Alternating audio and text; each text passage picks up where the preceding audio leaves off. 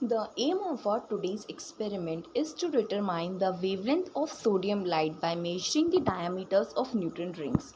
So this is going to be the content of our presentation. So let us look, हम लोगों को apparatus में क्या चाहिए होता है? हम लोगों को एक तो न्यूटन रिंग अपैरेटस चाहिए होता है, ट्रैवलिंग माइक्रोस्कोप चाहिए होता है, सोडियम लैम्प चाहिए होता है, कन्वेक्स लेंस चाहिए होता है और एक स्पेरोमीटर चाहिए होता है. Now let us take a look at the description of the experimental setup. As you can see this in this diagram, first of all what we need a source of monochromatic light. Here in this case our source is the sodium vapor lamp. Light coming out from this sodium vapor lamp is passed through a lens L1, and we get a parallel beam of light which when strikes the glass plate G got reflected downward to this lens. This lens L, this is a plano-convex lens. What does it mean by plano-convex lens? Then plano-convex lens means that its one side is plane and other side is curved, is convex. As you can see here, we have placed this convex side on another glass plate which is here, and light after reflection from them enters into a microscope and we see alternate dark and bright fringes, and these are basically a Newton's ring. In upcoming time, in later time, I will show you what these Newton rings are.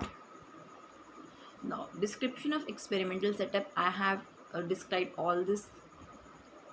Now the thing is that the central ring which we see will be dark. It will be dark and then alternate bright, then dark. It will be something like that, which we are going to see in a microscope. Then the thing is, why the central ring is dark? Then this is due to the phase difference of pi, which is introduced due to reflection from a glass plate B, which is a surface of a denser medium.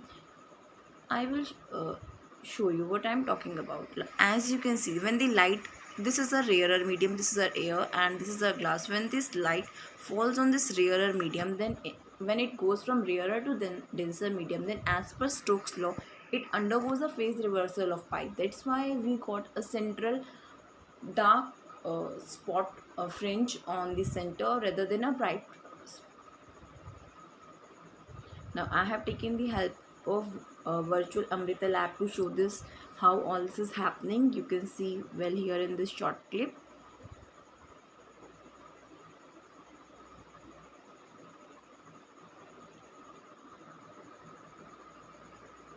Now after that, theory. Now first of all we need to understand what interference is. As you all know, interference is nothing but the phenomena in which two waves of equal amplitude, equal frequency and having same or constant phase difference superimpose each other, and what we got is and what happens is a redistribution of energy take place. At some point we get maximum energy and at some point we get minimum energy. There is a redistribution of energy. Now one thing which is important and necessary condition for interference pattern to observe is that the light must be produced from coherent sources. Then what does it mean by coherent source or coherent wave?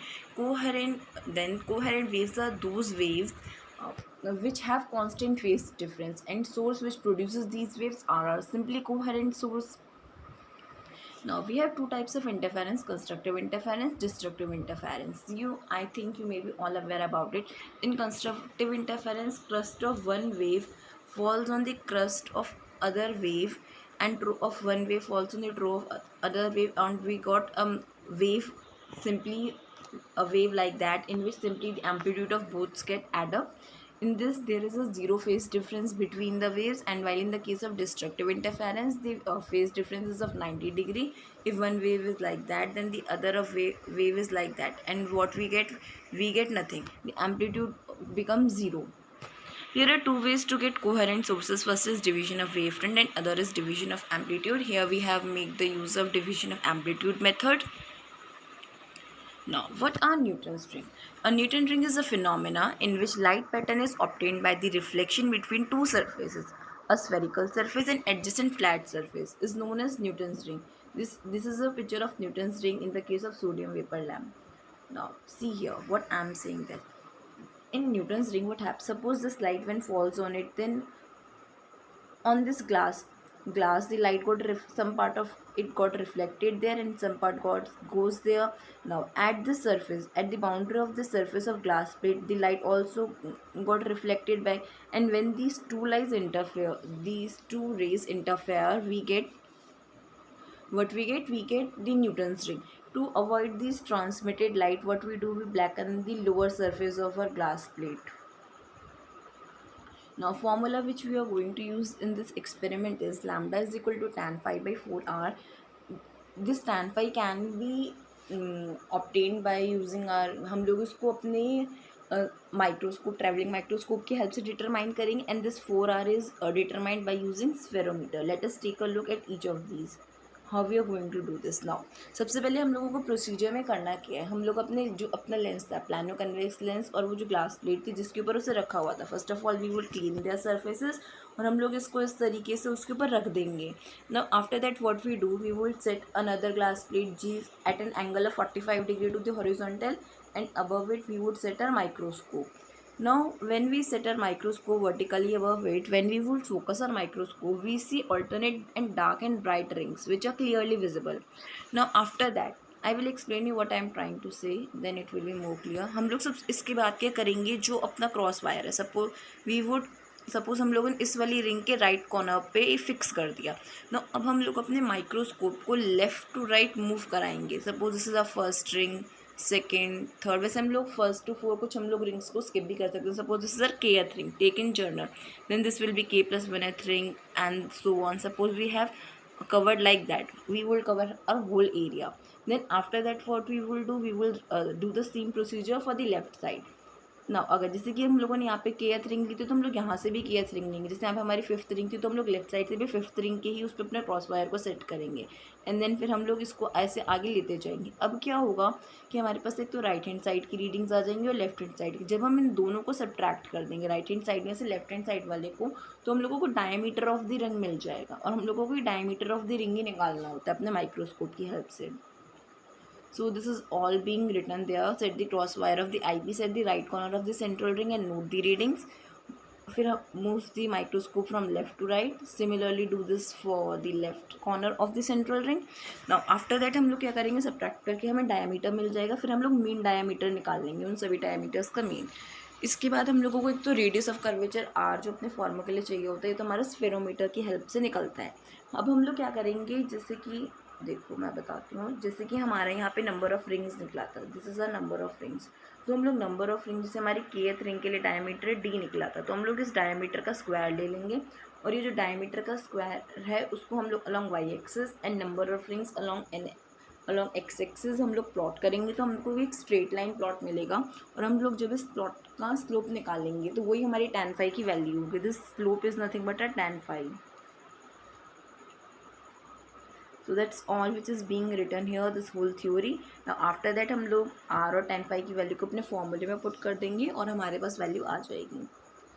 Now this is the observation table which we have to make. Remember the Vernier constant of traveling microscope is 0.01 mm.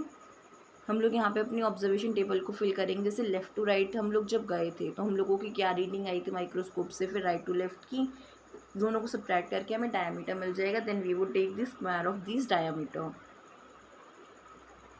Now after that we would take a look upon spherometer. Now spherometer हमारा एक ऐसा device है जिसकी help से हम लोग radius of the curvature of the lens हम लोग डिटरमाइन करते हैं. इसके लिए हम लोगों को सबसे पहले हम लोगों को क्या करना होगा, least count of the spherometer determine करना होगा.